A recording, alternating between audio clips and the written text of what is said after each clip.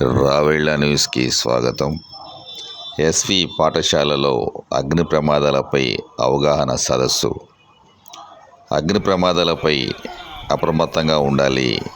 SFO Ramalingam గారు. అగ్ని ప్రమాదాల పట్ల ప్రతి ఒక్కరూ అప్రమత్తంగా ఉండాలని కోదాడ అగ్నిమాపక శాఖ అధికారి కె రామలింగం అన్నారు.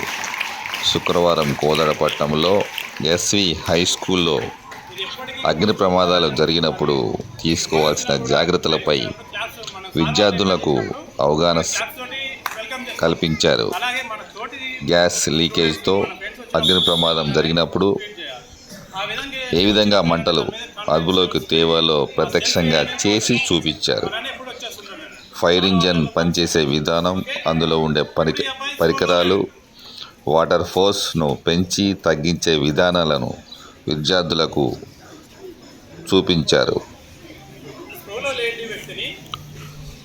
ఈ కార్యక్రమంలో లీడర్ ఫైర్మన్ ఆంజనేయులు, ఫైర్మన్ నగేష్, విజయ్ కుమార్, వెంకన్న, రమేష్, పాఠశాల ప్రిన్సిపాల్ వల్లి పద్మ, ఇన్ఛార్జ్ రాణి, ఉపాధ్యాయులు తదితరులు పాల్గొన్నారు.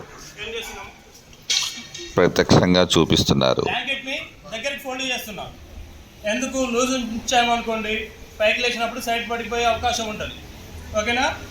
దగ్గరికి ఇలా ఫోల్డ్ చేసి ఈ లాస్ట్ 2 హ్యాండ్స్ గట్టి పట్టుకోవాలి. పట్టుకొని స్ట్రెచ్చర్ మెథడ్లో ఈ విధంగా, ఓకేనా, ఈ విధంగా బయటకు స్కోలో లేని వ్యక్తిని బయటికి తీసుకొచ్చే విధానం స్ట్రెచ్చర్ మెథడ్. క్లాప్స్.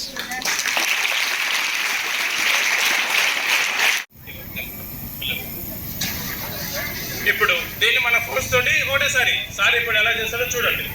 ఓకే, అలా